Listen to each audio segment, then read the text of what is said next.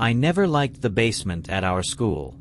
It was old, cold, and smelled like wet cement. But that's where the school kept all the tech equipment, and since I was part of the computer club, I sometimes helped fix the laptops. I was down there one day helping Mr. Collins, the IT guy, when the lockdown alert came. He looked confused. Then he looked scared. He told me to stay in the corner while he went upstairs to check. He never came back. The lights flickered and then went out completely. I sat there in the dark. My phone had no signal. The only sound was the humming of a small fan in the corner. Then, I heard it. The basement door creaked open. Footsteps. Not loud. But not quiet either. Someone was coming down. I didn't know what to do. I hid behind a big stack of boxes and held my breath. The footsteps came closer. I could hear the person breathing. Then a voice said, "Hello? Is someone down here?" It didn't sound like Mr. Collins. I stayed hidden. "I saw you come down here. Just come out." "I'm not going to hurt you," the voice said. But I didn't trust it. Something about the way they spoke, it didn't feel right. Suddenly, I heard something crash to the floor. Then, silence again. I peeked around the boxes. The man was standing near the server rack, just staring at it. I couldn't see his face clearly, but I could tell he didn't belong here. Just when I thought he'd find me, a loud voice shouted from the basement stairs, "Police! Drop whatever's in your hand." The man turned and bolted, but he was caught right there on the steps. I learned later that he had sneaked in through the maintenance door and was trying to shut down the school network. Nobody knows why. They say he used to work for a tech company and just lost it one day. I'll never forget how quiet it was in that basement. The kind of quiet that makes you think the darkness is watching you. I remember everything about that day.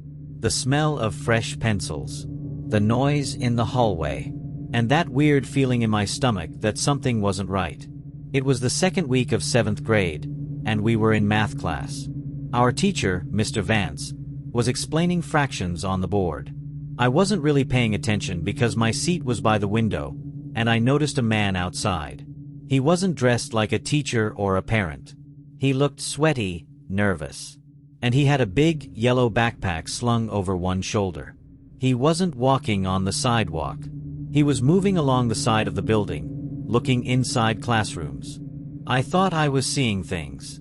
But then, just a minute later, the loudspeaker came on. "Attention staff and students. We are now in lockdown. This is not a drill." Everyone froze. Mr. Vance dropped the whiteboard marker. He didn't say anything for a second, then shouted, "Everyone, away from the windows. Lights off. Sit against the wall." We all scrambled. Some kids were giggling at first, thinking it was just a practice lockdown. But I wasn't laughing. I had seen the man. We sat against the wall, trying not to make a sound. I could still see out the window from where I was sitting on the floor. That man. He was now trying the door to the gym. It was locked. He looked frustrated and started pacing. I saw him take something out of his backpack. I couldn't tell what it was. Then, he looked straight at my window. I dropped to the floor so fast I almost hit my head on my desk. For the next 10 minutes, it was quiet. So quiet I could hear my own heartbeat in my ears. Then, we heard it. Footsteps. Inside the hallway. Closer. And closer. Then he tried our classroom door.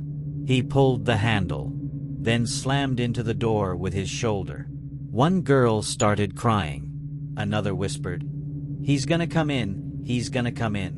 Mr. Vance crouched near the door, holding a metal ruler like it was a weapon.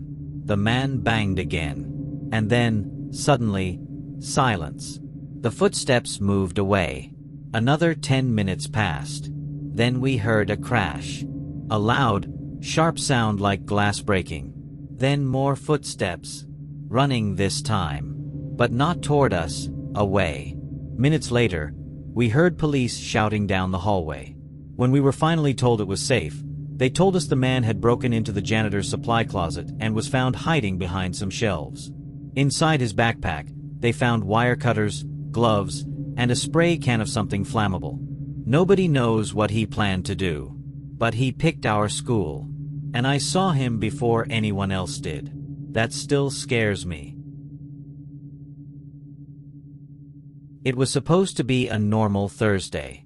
We were in the art room, painting colorful animals on big sheets of paper. Our teacher, Mrs. Lin, was telling us how important it was to be creative. I liked art class because I could sit next to my best friend, Joey, and we always tried to make each other laugh with funny drawings. That day, I had just finished painting a blue elephant with sunglasses. Then it happened. The loudspeaker buzzed, and the voice of our principal came on. But this time, he didn't sound calm like usual. He sounded scared. His voice cracked as he said, "This is not a drill. Teachers, go into lockdown. Lock all doors. Keep students away from windows." Our teacher froze for a moment. Then, she moved fast, faster than I'd ever seen her move before. She turned off the lights, locked the door, and told us to sit quietly under the big table in the corner. I could feel my heart beating hard in my chest.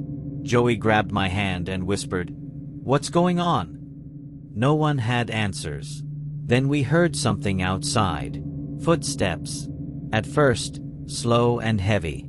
Then faster, like someone was running. We heard a loud bang, like a locker being kicked. Some kids started crying. A shadow moved past the glass of the art room door. A man's voice called out softly, "Is anyone in here?" It didn't sound like any teacher we knew. We all held our breath. The man tried the doorknob. Thankfully, it didn't open. Then he started tapping on the glass. Tap, tap, tap. I remember the tapping more than anything. It was slow, like he wasn't in a hurry. Mrs. Lin quietly took out her phone and texted someone. We waited in silence. The man walked away, and we finally breathed. 30 minutes later, the police arrived. They said the man was hiding near the back of the school, behind the art room, and he had been yelling strange things in the parking lot earlier. He was arrested, and nobody got hurt. But that tapping sound? I still hear it in my head sometimes.